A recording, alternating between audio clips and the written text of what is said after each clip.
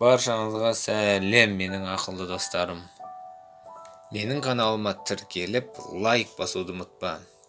Сонда мен саған келешекте қызықты ертегілер мен әңгімелер оқып беремін.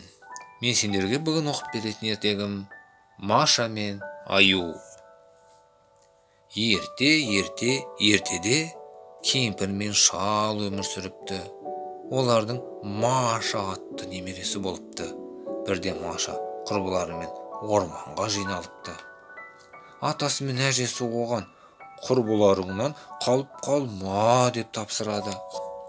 Бірақ Маша олардың айтқанын тыңдамайды. Ол құрбыларынан адасып ұзаққа кетіп қалады. Маша оларды шақырып айқайлай бастайды. Құрбылары дауыс қатпады. Маша ымырт түскенше орманды кезіп жүреді. Кенет бір үйді көреді. Машенька үйге кіріп, бұл үйде кім тұрады екен деп ойлайды. Бұл үйде Аю тұратын. Ойлағанша болмады. Үйге Аю кіріп келіп, менің үйіме рұқсатсыз неге кіресің деп күрете түседі. Маша, мен адасып кеттім. Бүгін осында қонып, ертең үйіме қайтамын дейді. Жоқ, енді мен сені жібермеймін. Сен менің қолымда тұрасың. Пеш жағып, ботқа пісіріп, мені тамақтандырасың дейді. Маша біраз бұртияды. Бірақ не шара? Ол Аюдың үйінде тұра бастады. Аю күні ұзақ орманға кетеді. Ал Маша үй жинап, дәмді бәліш пісіреді. Аюдың қуанышында шек жоқ. Біраз күн өтті. Маша Аюға, атам мен әжемді көрмегелі көп болды.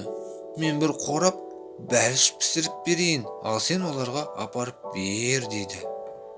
Ол келісе кетті. Маша бір қорап бәлішті пісіреді де, жаңбыр жауып тұрған жоқ па? Есік алдына шығып қарашы дейді.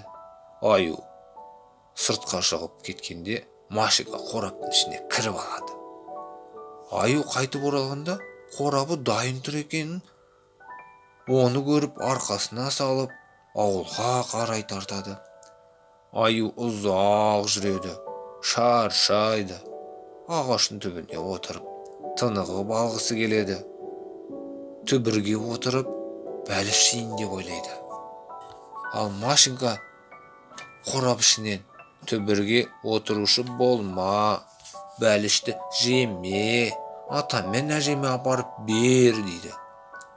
Неткен құрақ еді, бәрін көріп тұр деп аңқай Аю қорапты көтеріп, әрі қарай аяңдайды. Ауылға жетті. Қыздың атасы мен әжесі тұратын үйді де тапты. Олардың есігін бар күшімен тоқпақтатып қақты. Тук, тук, тук. Есікті ашыңдар. Мен Машенькадан базарлауға келдім дейді. Иттер бір нәрсені сезгенде оған тап береді. Басқа иттер де жан-жақтан үріп жүгіре бастайды. Аю қорқып кетті. Ол қорапты қақпа алдына тастай сала, алды-артына қарамай қаша жөнеледі.